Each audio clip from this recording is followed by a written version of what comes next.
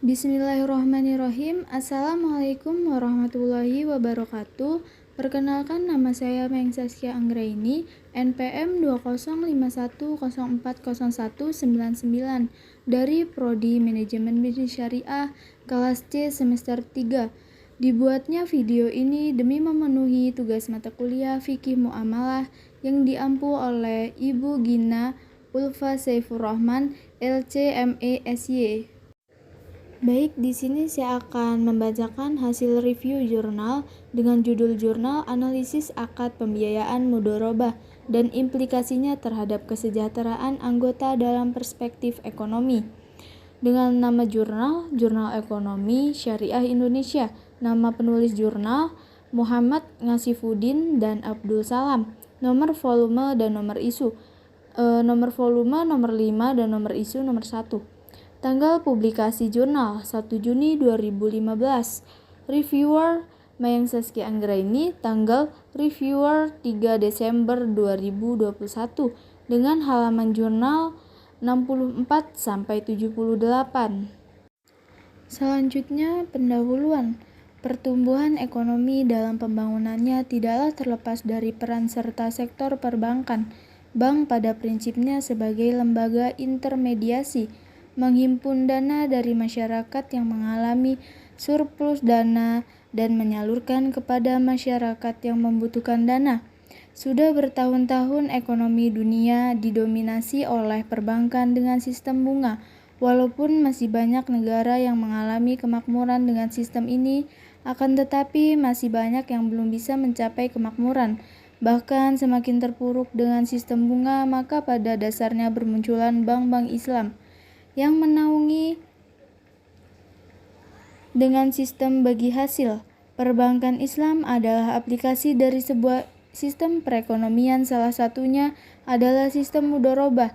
Tetapi fikih, jurisprudensi atau teori yang membahas tentang perbankan Islam sangat minim dan datang belakangan setelah perbankan Islam berdiri dan beroperasi, baru teori itu dikaji. Dengan demikian dapat dibayangkan terjadinya teori akomodasi untuk legitimasi sebuah lembaga keuangan syariah. Selanjutnya, tujuan penelitian. Untuk mendapatkan hasil yang diharapkan, agar memperoleh data yang diharapkan, penelitian harus menggunakan metode yang relevan dengan metode yang dibutuhkan. Metode yang dimaksud untuk meninjau dan mengumpulkan data yang berasal dari keterangan subjek untuk mendapatkan hasil dari beberapa subjek yang telah ditentukan sebelumnya.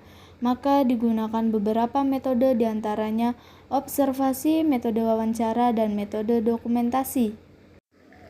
Adapun metode penelitian yang digunakan, dilihat dari segi bentuk data. Dalam penelitian ada dua jenis data, yaitu data kualitatif dan data kuantitatif. Dan data yang digunakan dalam penelitian ini adalah data kualitatif, yang datanya diambil dari lapangan. Penelitian dengan pendekatan kualitatif lebih menekankan analisisnya pada proses penyimpulan, dedukatif dan induktif, serta pada analisis terhadap dinamika hubungan antar fenomena yang diamati dengan menggunakan logika ilmiah.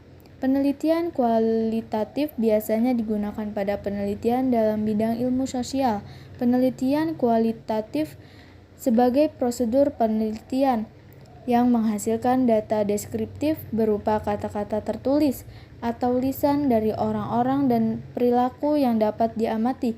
Pendekatan ini diarahkan pada latar dan individu tersebut secara utuh, tidak mengisolasikan individu ke dalam variabel, tetapi perlu memandangnya sebagai bagian dari suatu keutuhan. Subjek penelitian adalah orang atau apa saja yang bisa menjadi sumber dalam memberikan informasi atau data penelitian. Adapun hasil penelitian dari jurnal ini adalah setelah berdirinya Bank Muamalat Indonesia timbul peluang untuk mendirikan bank-bank yang berprinsip syariah. Operasionalisasi bank muamalat ini kurang menjangkau usaha masyarakat kecil dan menengah maka muncul usaha masyarakat kecil dan menengah. Maka muncullah seperti BPRS dan BMT yang bertujuan untuk mengatasi hambatan operasionalisasi di daerah. Di samping itu, di tengah-tengah kehidupan masyarakat yang hidup serba berkecukupan, muncullah kekhawatiran yang akan timbulnya pengikisan akidah. Pengikisan akidah ini bukan hanya dipengaruhi dari aspek syiar Islam, tetapi juga dipengaruhi oleh lemahnya ekonomi masyarakat. Sebagaimana diriwayatkan oleh Rasulullah SAW, kefakiran itu mendekati kekufuran, maka keberadaan BMT diharapkan mampu mengatasi masalah ini lewat pemenuhan kebutuhan ekonomi masyarakat. Selanjutnya, dapat saya simpulkan dari jurnal ini bahwa dari hasil observasi dan wawancara dengan para anggota Kopwan BMT Anissa dapat disimpulkan kegiatan yang dilakukan berdampak positif terhadap income tambahan keluarga di luar pendapatan suami. Ini dapat dilihat dari banyaknya anggota yang mempunyai toko, warung, dan lain-lain. Dengan demikian, kegiatan usaha yang dilakukan anggota mampu memberikan dampak kesejahteraan atau falah dari segi pendapatan maupun segi kemampuan finansial keluarga. Baik, mungkin itu saja yang dapat saya sampaikan. Kurang dan lebihnya saya mohon maaf, kepada Allah saya mohon ampun. Wabillahi taufik wal hidayah. Wassalamualaikum warahmatullahi wabarakatuh. Terima kasih.